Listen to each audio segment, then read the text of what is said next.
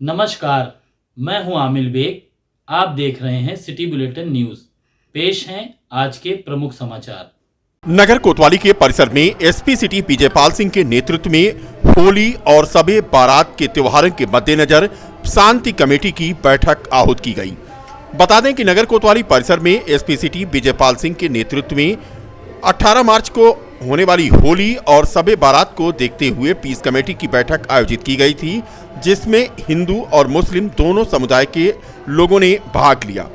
बैठक में मौजूद दोनों ही समुदाय के लोगों से पुलिस ने अपील किया कि त्योहार को सकुशल संपन्न कराया जाए और इस पर चर्चा भी की गई। इस मौके पर SP city Vijaypal Singh, city magistrate Satyendra Singh, SP क्षेत्राधिकारी नगर फ्लास बंसल, नगर कोतवाल देवेंद्र सिंह के अलावा सभी चौकियों के चौकी प्रभारी मौजूद रहे।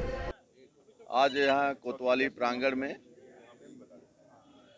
होली त्यौहार और शब बारात त्यौहार को दृष्टिगत रखते हुए पीस कमेटी की बैठक आयोजित हुई, जिसमें शहर के सभी जिम्मेदार और संभ्रांत लोग उपस्थित हुए और इसमें होली और शब बारात के त्यौहार में व्यवस्थाओं के संबंध में विचार विमर्श हुआ।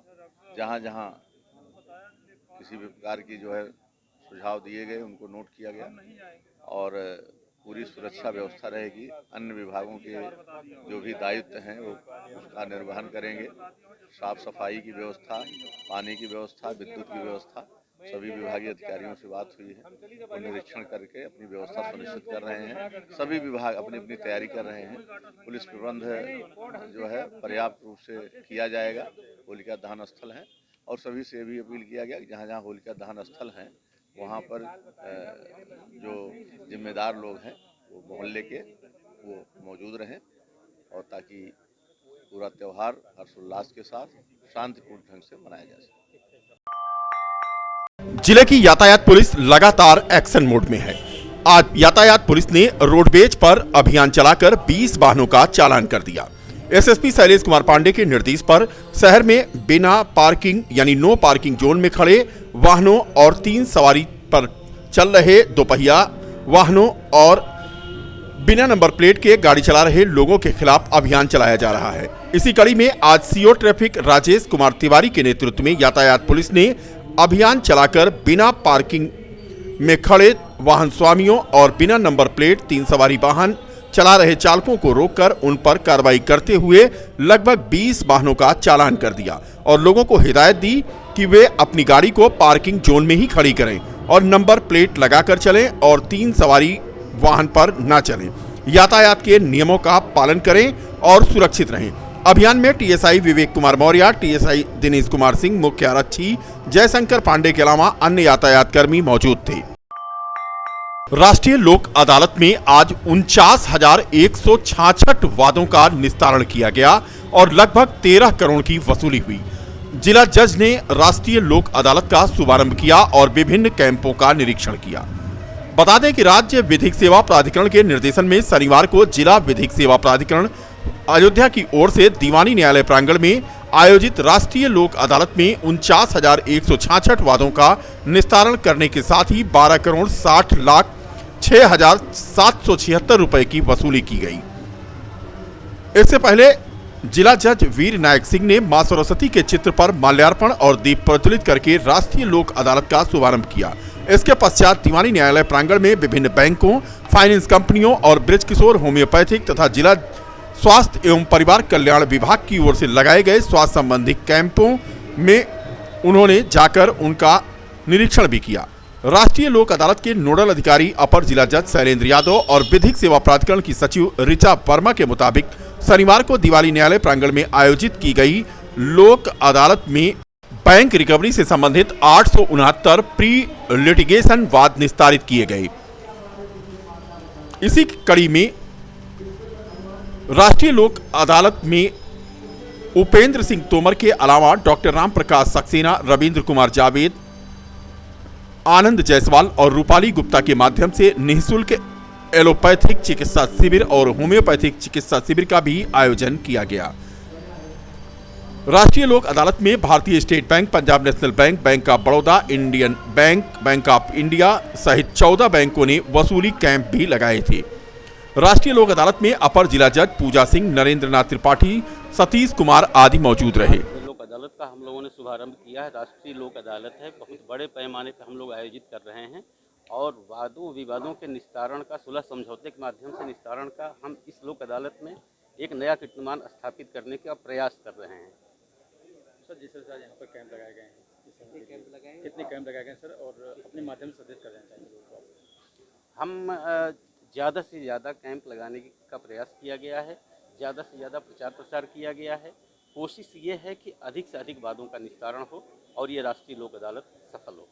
सर, जिस तरह से कोरोना महामारी को लेकर के कुछ जो है दिक्कतें आई थी बीच में, अब सब कुछ खत्म हो चुका है, पटरी पर सब आ चुका है, तो जिस तरह से अपने माध्यम से लोगों को अपील क्या करेंगे आप? कोरोना में देश के लोगों ने बहुत बड़ा संकट पार किया है।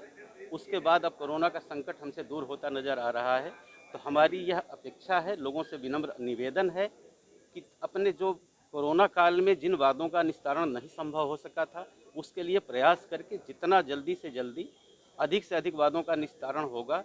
ये वाद और विवाद समाज के लिए कुंठा हैं और कुंठित समाज से कभी देश का भला नहीं हो सकता। तो अगर हम विवादों को निस्तारण करके समाज को स्वस्थ समाज की परिकल्पना के रूप में देखेंगे तो ये देश के लिए बहुत बड़ा हमारा योगदान होगा और यही देश के लिए सफलता होगी। कितने कैंप लगाए गए हैं?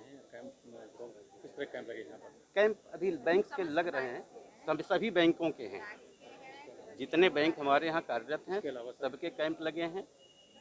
इसके अलावा प्रशासन से हमने सहयोग लिया है। इलेक्शन में व्यस्तता के बावजूद प्रशासन ने पूरा सहयोग देने का हमसे आश्वासन दिया है और अब तक जो हमारे सम्मान वगैरह का तामीला काम है उसको उन्होंने इतनी कठिनाइयों के बावजूद काफ़ी हद तक तामील कराया है और आज उनके यहाँ भी जो प्रार्थना पत्रों या वादों का निस्तारण है इसी जोशो खरोश से तय हो रहा है और उम्मीद है कि हम नया कीर्तिमान। देखिए, आज यहाँ पे अभी ये कह पाना कि टोटल कैंप्स कितने हो गए हैं ये तो थोड़ा सा मैं अभी आपको एक पूर्ण जानकारी नहीं दे पाऊँगी, लेकिन हाँ, समस्त बैंकों के कैंप लग रहे हैं। नियर अबाउट हमारे पास 25 का तो आंकड़ा था। अभी हमारे पास कुछ और लोगों ने हमसे इंसिस्ट किया है, परमिशन मांगी है, जिनको भी परमिशन दी गई है। ये माइक्रो फाइनेंशियल ग्रुप्स हैं जिनके द्वारा ये कहा जा रहा है कि वो करवाना चाह रहे हैं, इस लोक अदालत का लाभ लेना चाह रहे हैं, लोगों को थोड़ा रिबेट दे के उनके मैटर्स को ख़त्म करना चाह रहे हैं। तो इन ऑल समस्त बैंकों के लगे हुए हैं। इसके अलावा आयुर्वेदिक जो इंस्टीट्यूट है उनका भी कैंप लगा हुआ है, हमारे मेडिकल इंस्टीट्यूट का कैंप लगा हुआ है, फाइनेंशियल ग्रुप्स के अलग कैंप लगे हुए हैं। ये सारी निस्तारण के न्यायालयों के काम चल ही रहे हैं, प्रशासनिक स्तर पे भी काम हो रहा है। बस ये है कि इनका कैंप्स नहीं, ये न्यायालय, संबंधित न्यायालय के अंदर इनका निस्तारण किया जा रहा है। किस तरह का जो वाद निस्तारण होगा, कौन से मामले का निस्तारण होगा और किस तरह का मामला होगा, और जो पिछले कोरोना काल में जो निस्तारण नहीं हुआ उसका भी निस्तारण होगा? बिल्कुल, देखिए, जितने भी कंपाउंडेबल ऑफेंसेस हैं, ठीक है, शमनीय वादों की प्रकृति जो है, कोशिश रहती है कि इस तरह की प्रकृति के वादों का निस्तारण यहाँ पे हो जाए। बैंक रिकवरी के मामले हैं, लोगों ने लोन लिया, कोरोना काल में नहीं जमा कर पाए, तो बैंकों से हम लोग रिक्वेस्ट करते हैं कि मैक्सिमम जितना आप रिबेट दे सकते हैं आरबीआई गाइडलाइंस के अंतर्गत, उतनी कैपेसिटी में उनको रिबेट दीजिए। कम से कम ये एनपीए अकाउंट्स ख़त्म होने चाहिए। MACTs हैं, मोटर एक्सीडेंट क्लेम्स ट्रिब्यूनल जो है, उनसे संबंधित विवाद हैं, पारिवारिक विवाद हैं, सुलह समझौते के आधार पे जो क्या कहते हैं आपके संपत्ति संबंधी विवाद हैं, ये सारे विवादों का निस्तारण लोक अदालत में किया जाता है। लेकिन मुख्य उद्देश्य है सुलह के आधार पे, स्वेच्छा के आधार पे। तो माध्यम से अपने संदेश करना चाहेंगे यहाँ की जनता को, यहाँ के अधिवासियों को? देखिए, समस्त जनता से हमारी यही अपील है कि ये जितनी भी व्यवस्थाएं आप आसपास देख रहे हैं, कैंप्स देख रहे हैं, ये सिर्फ जनता के हित के लिए किया गया है। ये न्यायपालिका की एक पहल है कि लोग ज़्यादा से ज़्यादा आएँ, अपने वादों का निस्तारण करवाएं। ये डिस्ट्रिक्ट कोर्ट में कैंप्स लग रहे हैं, कहीं ना कहीं इसका प्रभाव जनता की मानसिकता पे भी पड़ता है, यहाँ पे आने वाले कर्मचारियों की मानसिकता पे भी पड़ता है। वो भी कहीं ना कहीं बाध्य होते हैं उन लोगों के वादों का निस्तारण करने के लिए। मान लीजिए जिन लोगों को ये इसके बारे में पता होने के बाद भी पहुंच पा रहे हैं। खेत में घास काट रही महिला को सांप ने डस लिया। हालत गंभीर होने पर उसे जिला चिकित्सालय में भर्ती कराया गया। घटना है थाना रौनाही के पीलखाना के रहने वाले एस कुमार की 30 वर्षीय पत्नी अंजू की, जो खेत में घास काटने के लिए गई थी। इसी बीच जहरीले सांप ने उनके बाएं हाथ में डस लिया। प्राइवेट वाहन के जरिए उन्हें जिला चिकित्सालय लाया गया, जहां पर उनका इलाज चल रहा है। महाराजगंज के रामपुर फुलवरिया के रहने वाली एक महिला को युवक ने जमकर पीट दिया। घायल अवस्था में महिला सुनीता यादव को जिला चिकित्सालय में भर्ती कराया गया है। बता दें कि बेटे की पिटाई करने से मना करने पर युवकों ने महिला को पीट करके उसे घायल कर दिया और उसे गंभीर हालत में जिला चिकित्सालय में भर्ती कराया गया है। पूरा मामला महाराजगंज थाना क्षेत्र के रामपुर फुलवारी का है। यहां पर जगराम निषाद की पत्नी को युवकों ने पीट दिया।